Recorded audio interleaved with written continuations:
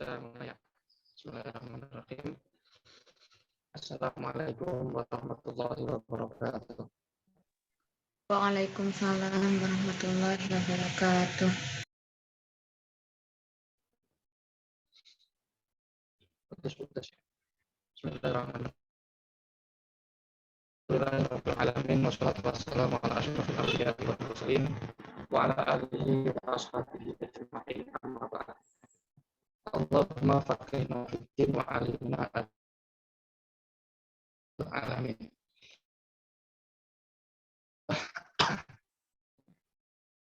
Putus.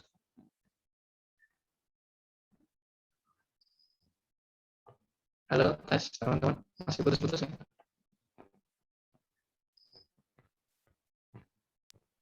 Afwan Ustadz, memang kurang jelas, putus-putus. Putus.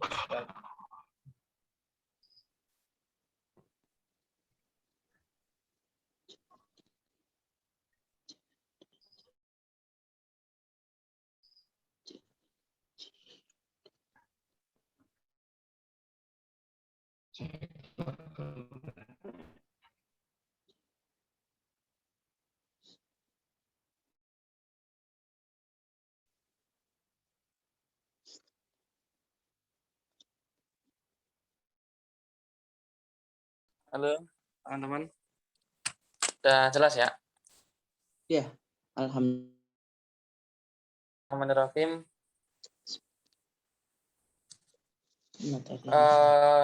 Kita melanjutkan kajian kita ya. Pada malam hari ini kita akan mengkaji hadis ya, riwayat Bismillahirrahmanirrahim. Wa an Ibnu Abbas radhiyallahu anhuma qala Rasulullah sallallahu alaihi wasallam, "Idza tubighal ihabu faqad tahura." Akhrajahu Muslimun wa indal arba'ah ayyuma ihabin tubigha faqad tahura. Hadis ini diriwayatkan dari Abbas. Beliau ini adalah putra Sayyid Abbas ya, paman Rasulullah, artinya sepupunya Rasulullah. Ya, ini termasuk sahabat yang saat Rasulullah wafat masih terbilang muda ya. Tergolong banyak sekali keutamaannya. Tergolong fuqaha'us sahabah, gelarnya ya oleh murid-muridnya digelari Al-Bahr, samudra. Ya. Artinya ilmunya itu sangat banyak. Beliau juga bergelar Turjumanul Quran ya, juru bicara Al-Quran. Kalau sahabat senior nggak ngerti kan tanyanya ke Ibnu Abbas. Nah, ketika terjadi konflik antara Sayyidina Ali dan Sayyidina Muawiyah, sahabat Ibnu Abbas ini termasuk yang berpihak ya kepada Sayyidina Ali. Termasuk berpihak kepada Sayyidina Ali. Nah, terlepas dari itu, dikenal sebagai al-muksirin fi riwayah, sahabat yang banyak ya meriwayatkan hadis ya, seperti Abu Hurairah ya, Abdullah bin Umar, Sayyidah Aisyah ya, salah satunya beliau sendiri, Anas bin Malik. Nah, umumnya itu yang riwayatnya banyak-banyak ini ya sahabat yang usianya muda lah ya ketika Rasulullah wafat. Nah, beliau ya mengatakan begini, bahwa Rasulullah pernah berkata, "Idza tubighal ihabu faqad tahura." Ketika ihab itu disamak ya, ihab itu kulit binatang yang belum dibersihkan ya. Masih ada sisa-sisa dagingnya. Ya, jadi tidak murni kulit. Masih ada lendir-lendirnya ya. Itu namanya al-ihab. Nah, kalau sudah disamak, sudah dibersihkan dagingnya, darahnya, ihab lagi ya, disebut sebagai shannan atau disebut juga sebagai kirbah. Nah, al-ihab ini artinya ya kulit yang masih alami ya, belum diapa-apain.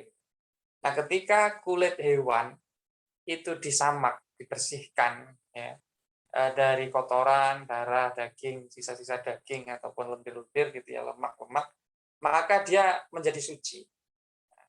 Maka dia menjadi suci. Boleh digunakan sebagai wadah air ya. Dulu di Arab ya, kemana-mana itu ya bekal utamanya kantong air itu dibuat dari kulit-kulit kayak gitu ya, ada yang disebut sebagai kirbah. Nah, air kalau sudah dimasukkan kirbah itu ya karena apa namanya kirbahnya sudah dianggap suci setelah disamak itu, ya dia tidak menjadi najis, boleh diminum, boleh digunakan, boleh dibuat wudhu. Airnya suci gitu ya. Nah, hadis ini diriwayatkan oleh Imam Muslim. Wa indal arba'ati ayyuma iha bintu biro. Kalau di dalam kitab hadis yang 4, apa kemarin rumusnya? Kalau kitab hadis yang 4 ini. Kutubus Sittah selain Sahih Bukhari, selain Sahih Muslim ya. Selain dua kitab Sahih, jadi Ashabus Sunan ya. Tadi saya ngecek sedikit ya. Ternyata di dalam Sunan Abi Dawud itu redaksi yang digunakan itu idatu biro juga. Nggak tahu, mungkin ada riwayat lain juga nantinya. Jadi ini masih di dalam pembahasan tentang benda-benda ya, perkakas-perkakas yang boleh digunakan ya, dan yang tidak boleh digunakan dalam berwudu, dalam bersuci. Kemarin kita membahas ya tentang wadah perkakas yang terbuat dari emas dan perak. Kesimpulannya secara umum dilarang ya. Secara umum dilarang. Nah, tetapi boleh digunakan bersuci ya. Dilarang digunakan untuk beraktivitas, tapi bisa sah ya kalau digunakan bersuci. Nah, ini adalah ketentuannya ya kemarin itu. Jadi haram menggunakannya, tapi wudhunya sah. Nah, sekarang ini perkakasnya ganti. Yang kita kaji malam ini adalah perkakas yang terbuat dari kulit ya. Terbuat dari kulit. Nah, karena itu di beberapa hadis yang akan kita kaji ini ya kaitannya sama wadah yang berasal dari kulit tersebut ya. Yaitu ihab ya, sebelum jadi wadah air. Nah, nanti setelah disamak, setelah dibersihkan kotorannya, dia menjadi kirbah. Kirbah itu ya tempat air gitu ya, semacam kayak itu apa namanya dari kulit ya. Itu jadi kalau kita perhatikan idatu bigo al ihab ini redaksinya adalah umum ya, min alfadil am, termasuk lafadz yang am, yang umum. Kemudian ini diperkuat ya, riwayat di dalam Ashabus Sunan ya, itu ayyuma ihabin, sudah dikasih ayu, kemudian ya ada kata ihabin dalam bentuk nakiroh ya, apapun ya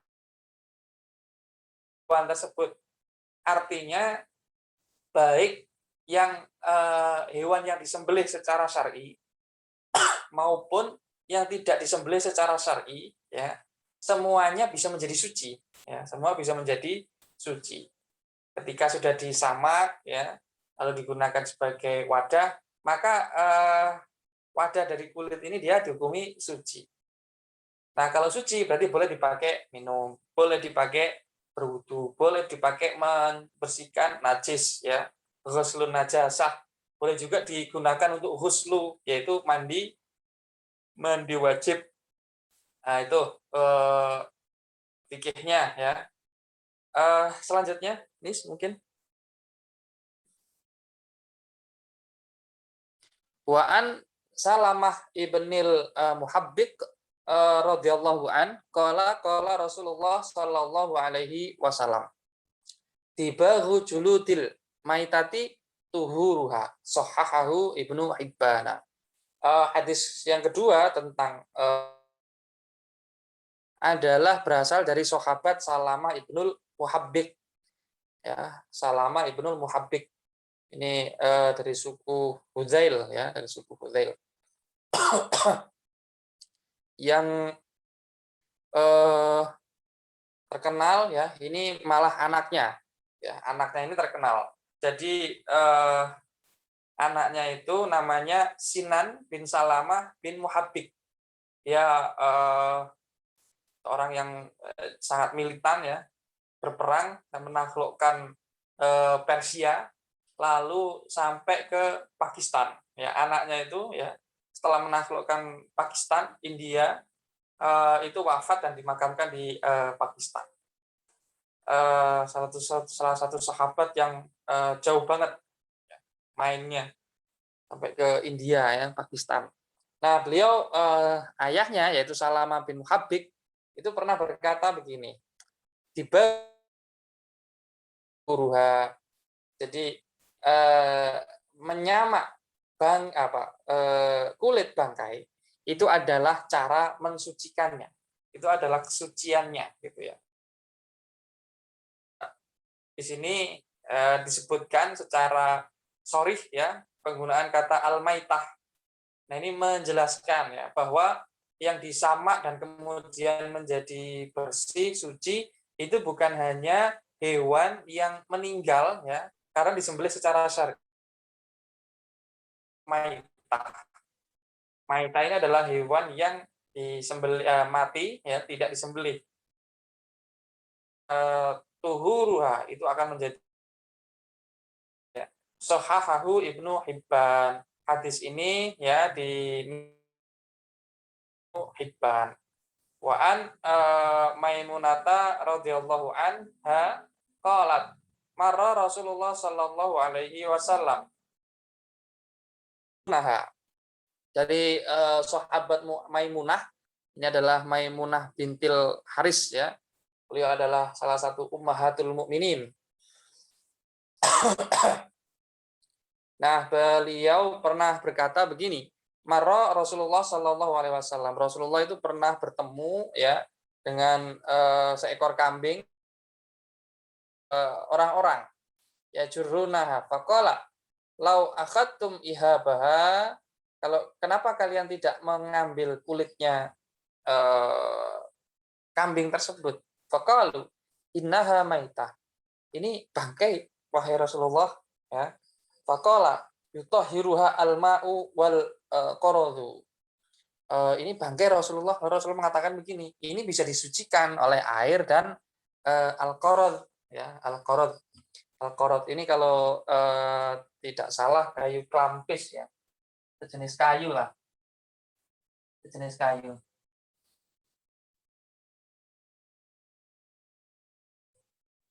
Ya. Nah, sejenis, ya, kayu yang bisa digunakan membersihkan itu, ya. Akhrajahu Abu Dawud wa Nasa'i. Hadis ini diriwayatkan oleh Imam Abu Dawud dan Imam An-Nasa'i. Nah, ini sama, ya, menjelaskan tentang syariat tibah, ya. Jadi cara mensucikan itu, ya, ada banyak, ya, tergantung najisnya, tergantung bentuknya, ya, tergantung kotorannya. Dalam syariat itu ada beberapa alat, ya, atau beberapa cara untuk menghilangkan kotoran atau najis. Yang pertama adalah dengan menggunakan metode ghuslu. Apa itu ghuslu? Ghuslu itu dibanjur, ya, dibasuh, disiram pakai air. Itu ghuslu. Misalnya ada baju kena kotoran ayam, ya, itu disiram, ya, ghuslu. Ada juga konsep tajfif, keringkan, ya, dikeringkan. Jadi kalau ada najis, ya, dia basah begitu, lalu dikeringkan. Kalau kering kemudian nggak ada baunya, nggak ada warnanya dan seterusnya, itu suci, itu tajfif. Kemudian juga ada lagi tayamum, ya. Tayamum ini metode dengan menggunakan debu, ya, dengan menggunakan debu. Ini juga bisa digunakan untuk mensucikan diri. Berikutnya adalah ad-dibagh, ya. Dibagh ini adalah untuk kulit hewan, ya, kulit hewan. Kulit hewan. Nah, ini salah satu syariat, ya. Salah satu syariat kalau terkait dengan hewan ini, yaitu kulit hewan ini, cara membersihkannya, cara mensucikannya adalah dengan cara dibagh. Itu konsepnya. Wa an Abi Sa'labata al-Khushaniyu qala qultu ya Rasulullah inna bi ardi qaumin ahli kitabin afanaqulu fi aniyatihim. Dari sahabat Abu Sa'labah al-Khushani, ya, dari Abu Sa'labah al-Khushani. Beliau pernah berkata begini, bertanya kepada Rasulullah, wahai Rasulullah, inna bi ardi qaumin ahli kitabin. Kami ini pernah, ya, berada di lingkungan ahli kitab, ya, di Suriah kalau nggak salah saat itu. Afanaqulu fi aniyatihim, apakah dengan menggunakan wadah mereka, ya, afanaqulu fi aniyatihim, apakah kami boleh makan menggunakan piringnya mereka, ya, minum dengan menggunakan gelasnya mereka, orang-orang ahli kitab, boleh atau tidak? Sahabat ini Rasulullah jangan makan di situ, ya, illa alla tajida ghairaha, kecuali engkau, ya, tidak menemukan selain wadah itu. Faksiluha, tapi cucilah dulu. Wa kulu fiha, ya, dilihatkan oleh Imam Al-Bukhari dan Imam Muslim, ya. Di sini unik juga, ya. Kalau kita ambil, ya, secara tekstual, ini agak repot, ya. Misalnya kalau kita ke restoran, ya, bisa jadi wadah-wadahnya, ya, itu digunakan juga oleh orang yang berbeda agama, ya. Digunakan oleh orang yang berbeda agama di restoran umum, ya, atau di restoran di hotel-hotel. Dulu saya pernah backpackeran, ya, backpacker ke hotelnya itu, ya, kemudian dapurnya itu dapur umum, ya, untuk makan mau masak sendiri bisa biar hemat. Dapurnya dapur umum, semua orang masak di situ.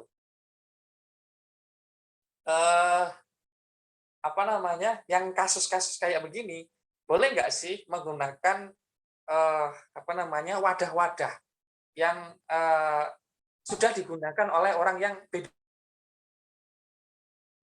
Nah, ini kalau berdasarkan hadis ini, la ta'kulu fiha, dilarang oleh Rasulullah, ya, dilarang oleh Rasulullah. Ini biasa kita sampaikan di kelas, ya.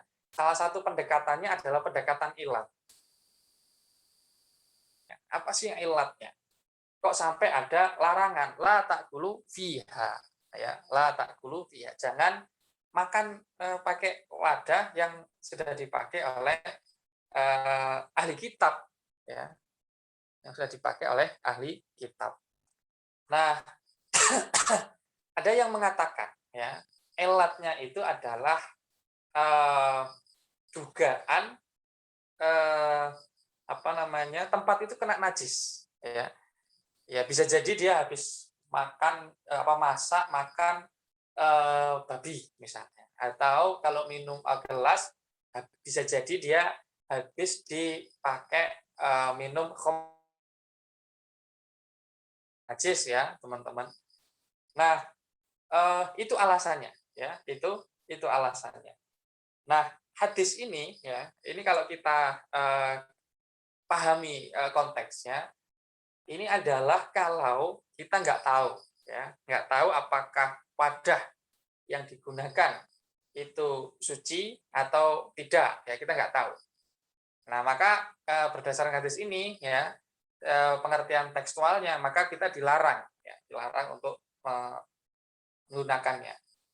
Nah, ada 2 kondisi, jadi ada 3 kondisi sebenarnya ya. Yang pertama, jelas-jelas itu, ada najisnya ya, jelas-jelas itu ada najisnya. Misalnya kita lihat, oh ini masih ada sisa sisa dagingnya ya, atau bekas, alkoholnya. Nah ini, jelas, apa namanya, kita tidak boleh karena sudah tahu kan, sudah yakin ini, sisa makanan yang, najis, yang haram ya.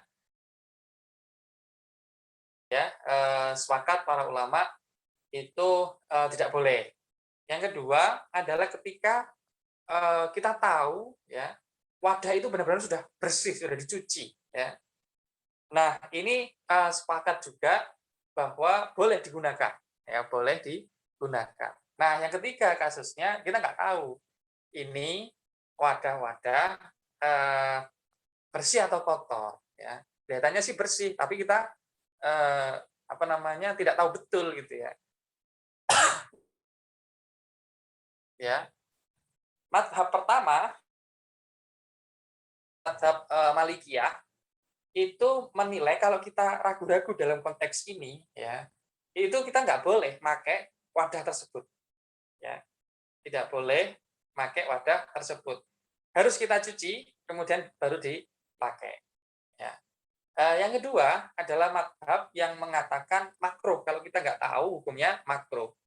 Ini, mazhab Hanafi, ya, dan mazhab Syafi'i. Sebagian mazhab Syafi'i, yaitu mengatakan hukumnya makruh kalau kita tidak tahu, eee, statusnya seperti apa, suci atau tidak.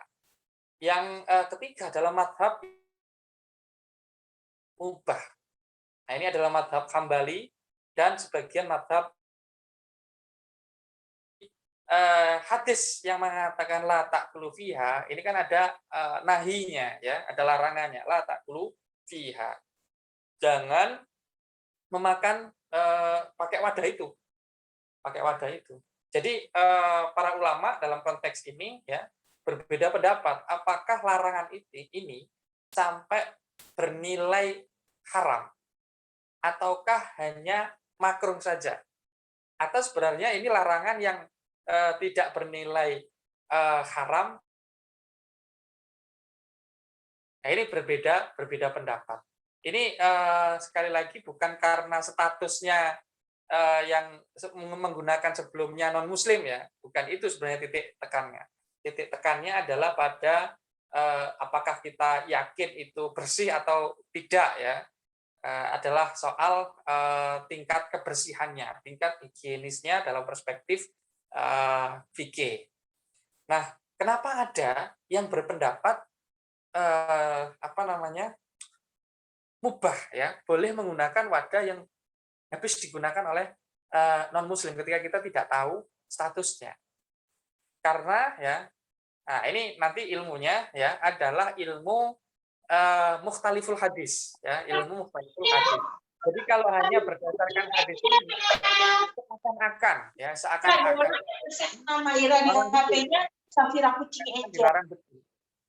Tetapi kalau kita bandingkan ya dengan satu ayat Al-Qur'an, kemudian hadis lain, nah hadisnya disebutkan di bawah ya, nanti itu menunjukkan ya boleh-boleh saja ya kita menggunakan, wadah ya yang habis digunakan oleh, orang yang beda beda agama. Misalnya ayat yang mengatakan begini, ada ayat yang mengatakan wa ta'amul ladzina utul kitaba hillul lakum ya. Wa ta'amul ladzina utul kitab hillul lakum. Jadi makanan ahli kitab, orang-orang yang sudah dikuruni kitab suci ya, Nasrani, Yahudi ya. Nah, makanan itu ada dua, makanan yang butuh wadah dan makanan yang nggak butuh wadah. Kalau jambu, kalau buah-buahan, ini kan mungkin nggak butuh wadah. Tapi kalau sop misalnya, itu kan juga makanan, dan nggak mungkin nggak pakai wadah. Nah, membolehkan, menghalalkan, makanannya berarti menghalalkan wadahnya. Makan nggak pakai wadah, ya. Pakai misalnya makanannya sop, gimana makannya nggak pakai wadah? Nah, artinya apa? Dari ayat ini selain dihalalkan makanan ya ahli kitab, juga dihalalkan wadah-wadahnya ya. Boleh digunakan. Ya itu. Eh, jadi hadis ini dalam tanda kutip mengalami ikhtilaf ya, pertentangan dengan ayat tadi itu ya. Wa ta'amul ladzina utul kitab hillul lakum. Berikutnya coba diturunkan lagi, Nis. Ya, ada hadis dari Imran bin Husain radhiyallahu anhuma, anna Nabiyya sallallahu alaihi wasallam wa ashabahu tawaddu'u min mazadatim ra'atin musyrikatin. Bahwasanya ya Nabi bersama para sahabat dari tempat air ya, seorang perempuan yang masih musyrik ya. Nah, ini Rasulullah berwudu loh. Pakai wadahnya non muslim. Nah, hadis ini tentu saja ya secara tekstual dengan hadis sebelumnya. Ya enggak? Nah, berarti ini ada ikhtilaf antara ya qaulun Nabi, hadis qauli dengan hadis fi'linya Nabi. Loh, Nabi melarang loh tadi itu pakai wadah-wadahnya non muslim ya. Tetapi dalam kesempatan ini, kesempatan lain, ternyata Rasulullah ya itu berwudu dengan wadah milik orang non muslim. Berarti ikut hadis kaulinya Nabi atau ikut hadis fi'linya Rasulullah.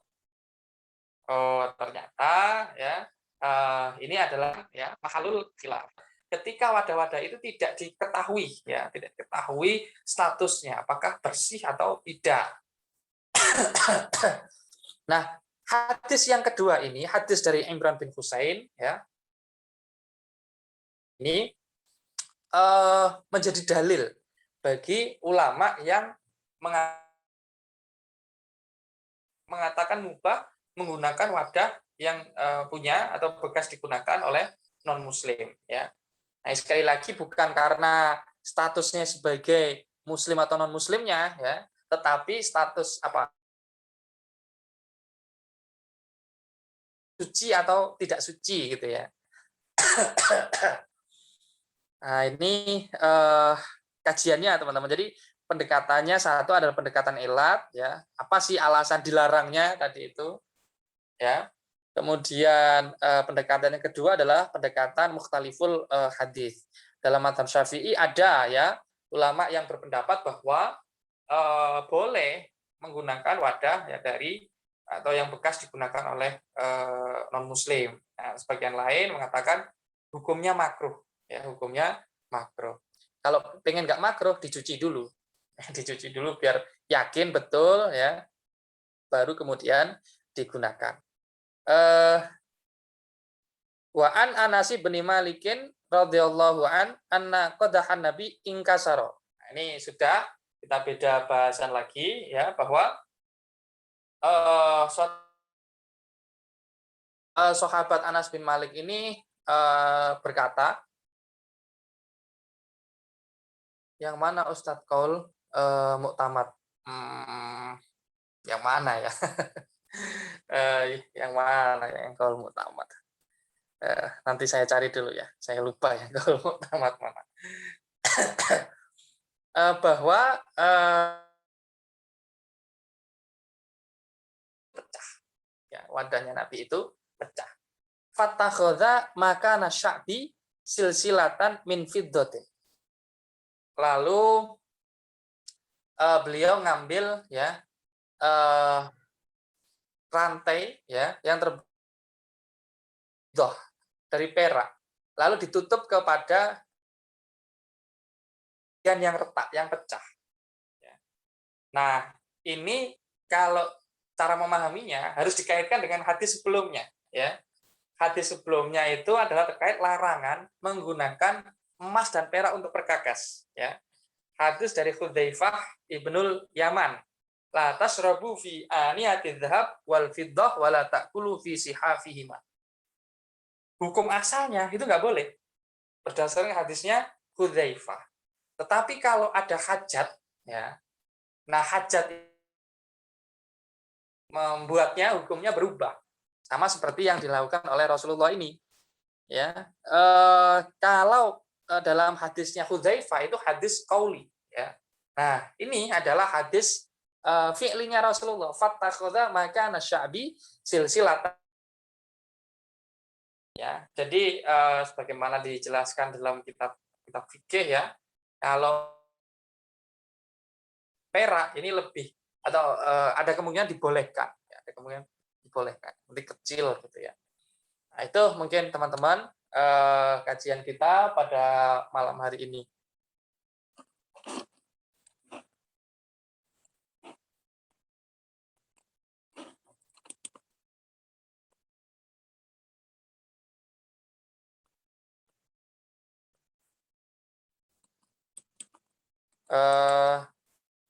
Ini kita cukupkan ya, Nis.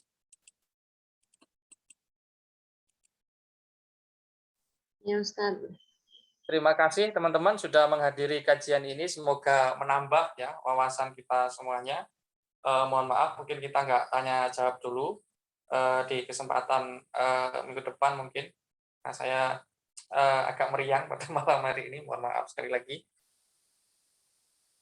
Kajian kita pada malam hari ini dengan membaca hamdalah. Alhamdulillahirabbil alamin. Demikian wallahul muwaffiq. Wassalamualaikum warahmatullahi wabarakatuh.